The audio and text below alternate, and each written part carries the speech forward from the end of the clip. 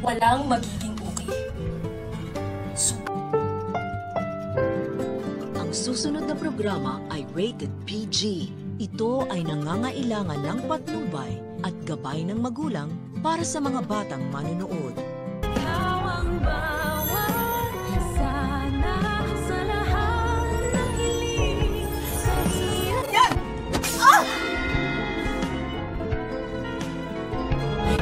Mukhang nanunumbalik na naman ang feelings nitong si Robert para kay Lynette dahil nang makita niya itong nanginginig sa sobrang takot at muli niya na naman niyang naramdaman ang yakap ni Lynette at pagmamahal nito at nainis rin si Robert kay Carlos dahil nga daw pinababayaan nito si Lynette na magala-gala sa halip na magpahinga lang sa bahay dahil nga sa hindi pa ito lubusang magaling sa kanyang trauma. Pero ang payo naman ni Dr. Ray kay Robert na dapat nilang tantanan na si Lynette dahil nga may asawa na itong tao at wala na daw magagawa si Robert kundi ipaubayan na ang pag-aalala kay Carlos na asawa nito. Sa kabilang banda, mamasamain nga nitong si Carlos na makita niya kanyang asawa na kasama itong si RJ at feeling talaga ni Doc Carlos na pinagtataksilan siya ng kanyang asawa at kahit anong paliwanag nga nitong si Lynette ay hindi siya pakikinggan ni Carlos. Sobrang galit ni Doc Carlos kay Lynette ay maihahagis niya ang baso na naglalaman ng kanyang iniinom o alak at ito may tatama sa braso ni Lynette na bigla namang dudugo agad sa kabilang banda. Yung alam na ni Justin ang plano ng kanyang amang si Eric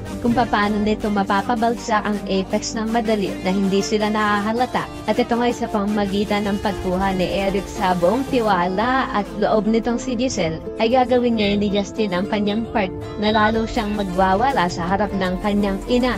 Ito ay upang sa tuwing gagawin ito ni Justin ay lagi naman nandun si Eric upang ipagtanggol at kampiyan si Giselle laban dito kay Justin.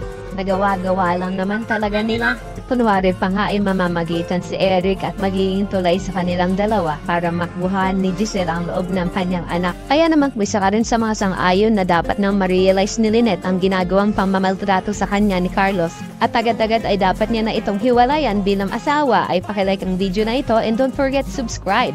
Thanks for watching and see you on our next episodes. Bye-bye!